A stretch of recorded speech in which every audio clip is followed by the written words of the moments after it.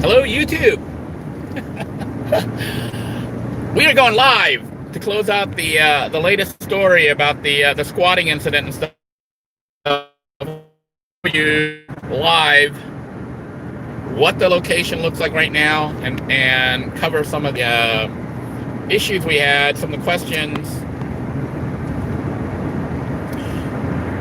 We are heading over to the abandoned house that I was trying to take ownership over, and the last episode in the series showed that the owner realized that I was there and put up the no trespass.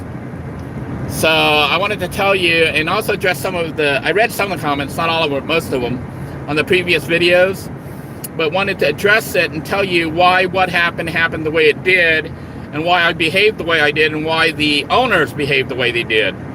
It's because everybody involved was following the law. Some of the people on here were saying that I was breaking the law by doing all the stuff that I was doing. They obviously don't know the law, at least the law here in this area. The law varies by location. So if you're going to do anything like this, you need to study the law.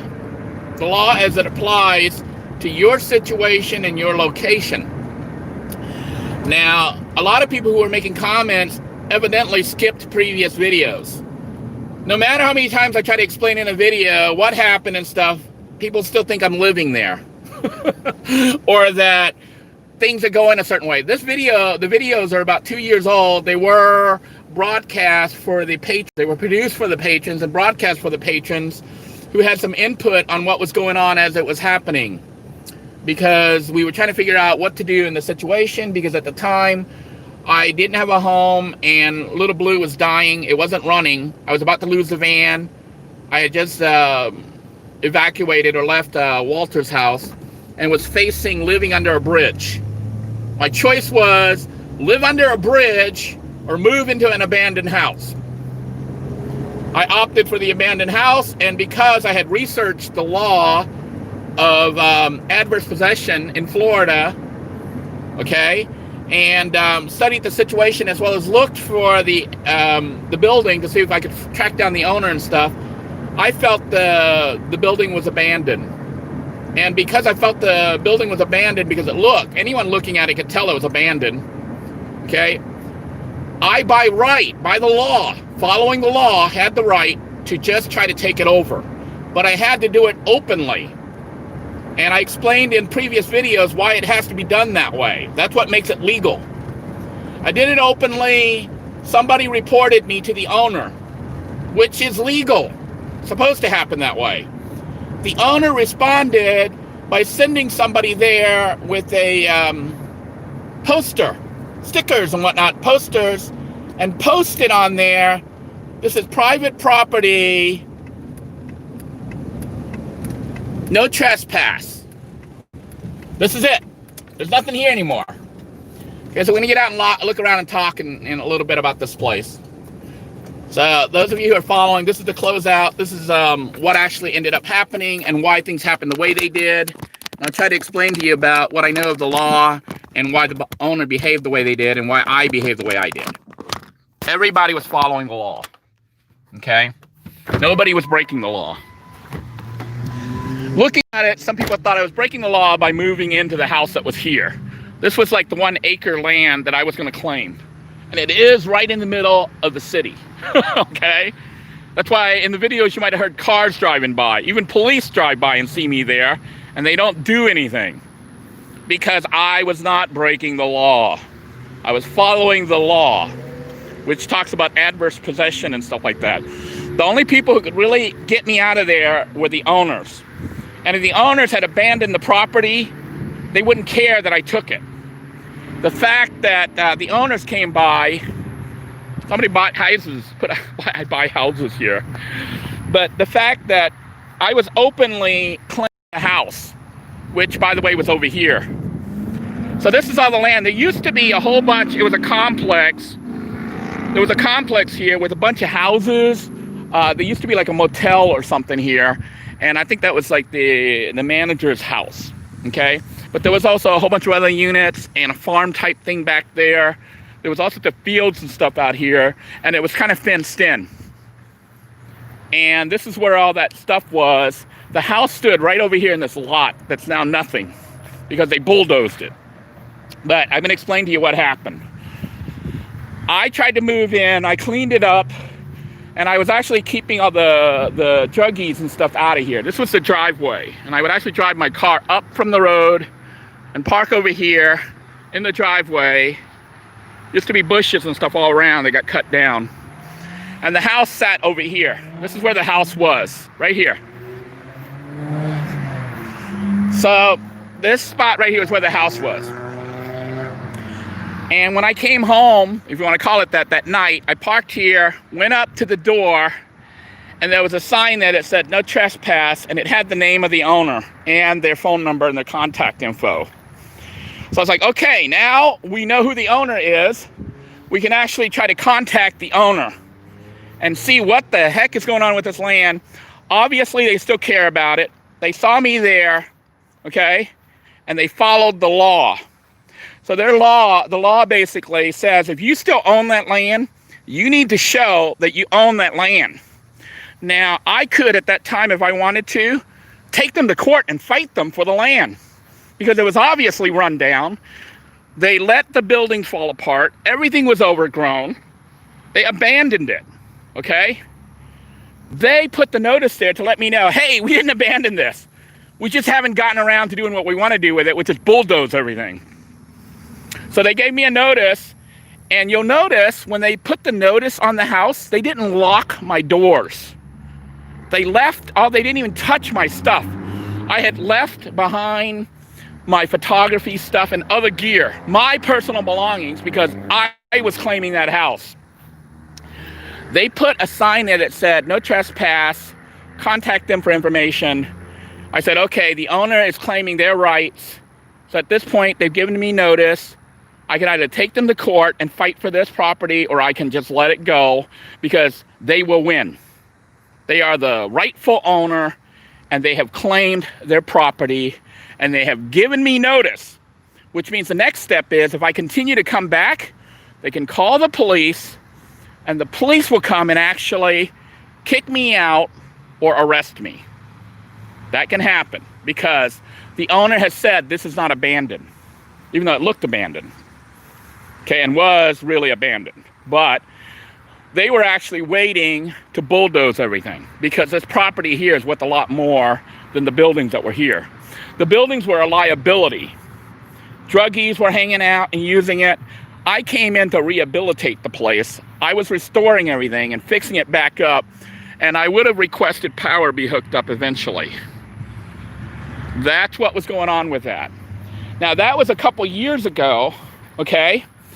And I'm basically closing things out on this channel, the way things are and how my life ended up the way it is. So that's why all these videos are now being shown, even though they were long ago. But those who have been with the channel, you know when the timeline took place. That was when I left Walter's house. The car wasn't running so well, and I was not really employed other than Walmart, which was down the street over that way. So I was like, well, I'll pick a location where ultimately, if I lose my job, there's a laundromat right there. Some of you saw me cut my hair over there at the laundromat. There's McDonald's. There's a Planet Fitness to shower right over there. All the stuff I would need within walking distance or riding a bike. And having land like this, hell yeah. Right in the middle of the city with resources nearby. I could actually grow food back here. I could do everything back here. And it was up for grabs. Not anymore, because the owner has declared their ownership. They tagged the place. They're saying, yes, this is our land. It is not abandoned. So you can't claim it. But those who thought I was just walking in and claiming it, you can do that if there is no owner, or if the owner doesn't step up when you are showing you are taking the property. And you can't just take property. You can only take it if you can prove and show it was abandoned. And you gotta have like certain criteria you gotta meet. Like you gotta openly do it, you gotta live there a certain number of years, you gotta make the improvements, you gotta live there, which is everything I was doing. okay? And the owner, when they came to kick me out, they couldn't lock the door and stuff. They couldn't just take my stuff because they could go to jail, okay? Because if they start doing that at that point, I'm a tenant. Even though I didn't pay rent, if they're locking the doors and holding my stuff, they're stealing, okay? So what they did was they gave me notice, and that gave me a heads up to let me know, hey, let's just end this without any confrontation. We're letting you know it's not abandoned. You were mistaken. Take your stuff and you can go. So I packed up all my stuff, which will tell you the next story that takes place. I'm giving you a timeline as to when things happen so you understand why they happened. A lot of people watch the channel and they said, why didn't I do this? Well, this is the reason I moved into the woods with the Hut 2.0.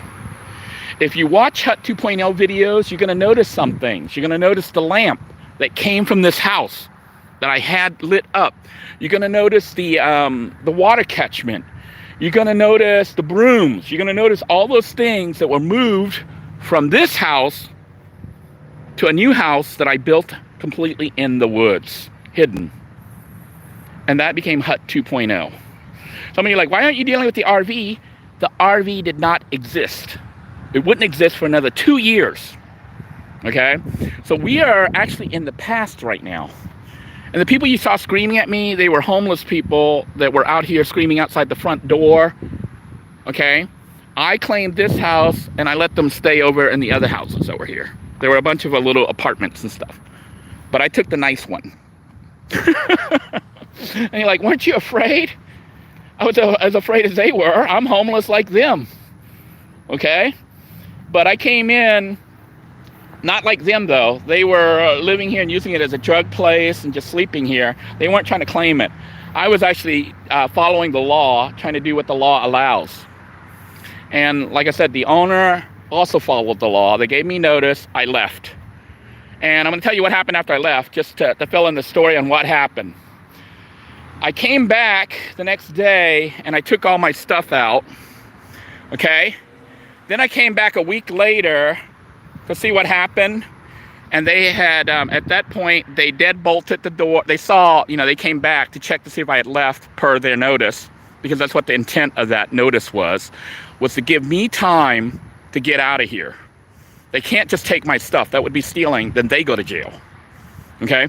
So they left the stuff for me to take. I took all my stuff out. Then they came and they put padlocks and everything on all the doors. Because they said, we got to not have anybody in here because they're going to claim it. And then it's going to be a legal issue. And it could take 2 or 3 years. Because now we're going through the courts. I just left it to them because I'm like, well, it wasn't abandoned like I thought. The company still wants it. So, and the company had to do with the founder of Eckerd's. Remember Eckerd Drugs? I actually tried to call him. I wasn't able to reach him. Well, he died. The Eckerd's founder is dead. But he and several friends formed a company that did real estate. And that's what that company was. And I tried to reach him. I could not get through. I think I got through once, but they never returned my call. I was telling them, hey, look, here's the situation. I'm the dude that moved into your place.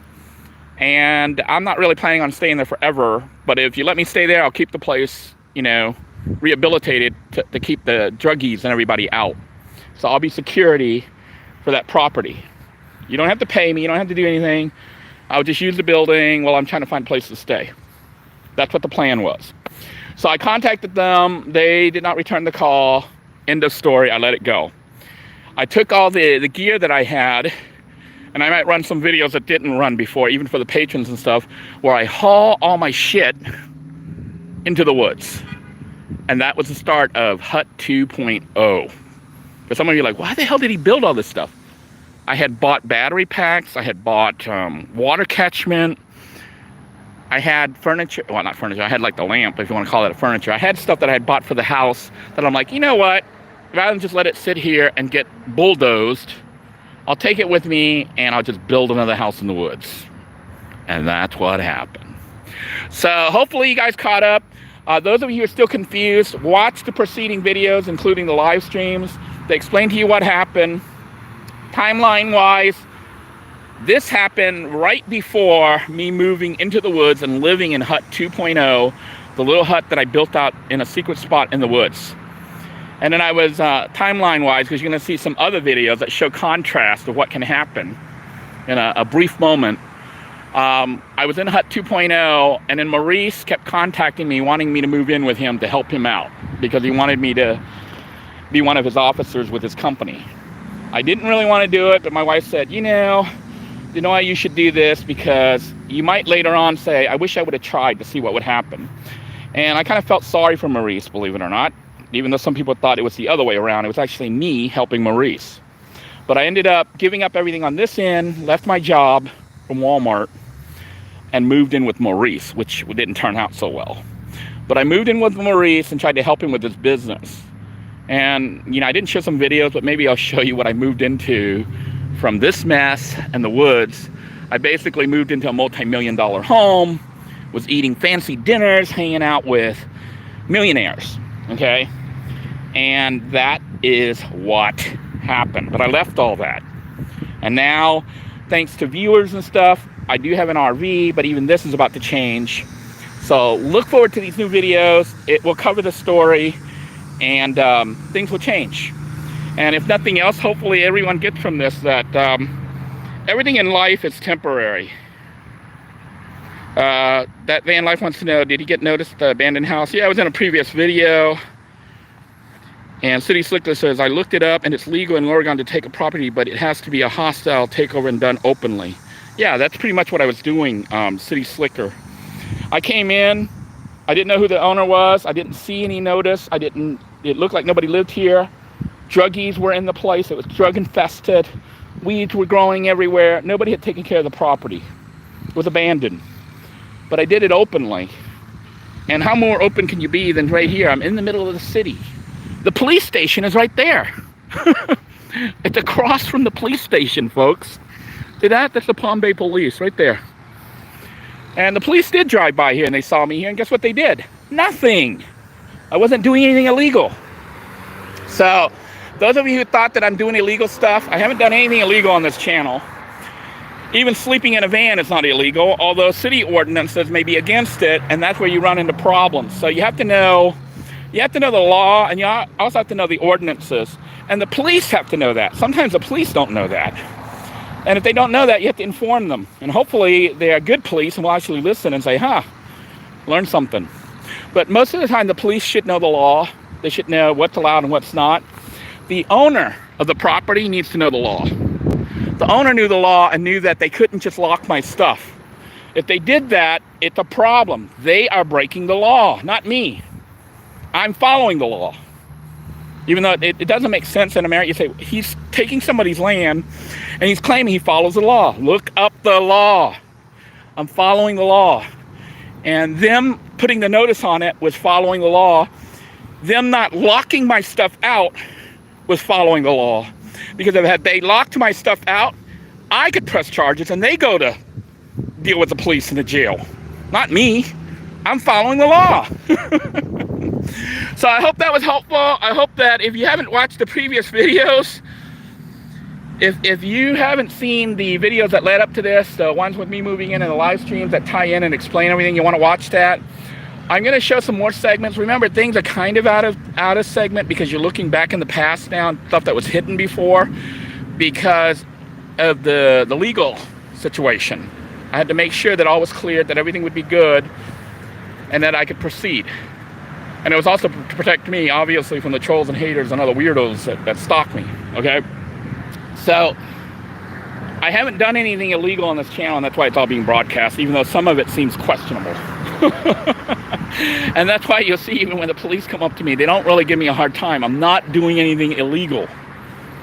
Even though some people say, is it really legal to sleep in your vehicle? Well, you heard from Officer Rodriguez, it's legal. There's nothing illegal about sleeping in your vehicle, but cities will pass an ordinance saying you're not allowed to sleep in their city in your vehicle. And it doesn't make it illegal, but it does make it so they can kick you out. Okay? Understand the difference between what's legal, what's not, what's an ordinance, what's allowed, what's not, and how they behave and why they behave that way. But I'm going to go ahead and head out now. Just wanted to close that out. So the series with the house is done. You guys have seen that. If you haven't seen the hut videos, you want to look for those. I'm going to try to make the playlist so you can see the whole process. The Hut 2.0 series takes place right after this. You'll see me take the trash can and, for the water catchment and the lights and everything into the new building as I build it up from the ground up. It's the same stuff that was moved from here out to the woods. And then after that series, you'll see that the hut was actually nice and I could have lived there. And then I moved in with Maurice down in South Florida into that multi-million-dollar home, which, I've removed most of those videos, but I might show you. Some of you didn't know what I was actually doing there. I was actually Maurice's right-hand, assistant. I was helping him with everything to set up the company and everything. It was like a multi-million-dollar company, guys. And, we were doing all sorts of deals and stuff with big companies. And I ended up leaving there for personal reasons. But after that is when I got the RV. And that's what we're at right now and dealing with and fixing. But this segment with the RV is about to end soon as well, which is why I'm closing everything out. So just giving you guys a little preview. Make sure that you watch all the videos. You don't have to watch it all in one setting. Some of the videos are kind of long, and I understand people don't have a lot of time. Watch a few minutes. You can come back to it and resume. It'll continue where you left off as long as you're logged into Google. So until next time, everyone, take care. God bless you all. Please stay safe. And remember, even if it seems shady or weird, as long as you're following the law, you're okay. You can do that if you follow the law. So take care, everyone. God bless you all. Please stay safe. Bye-bye now.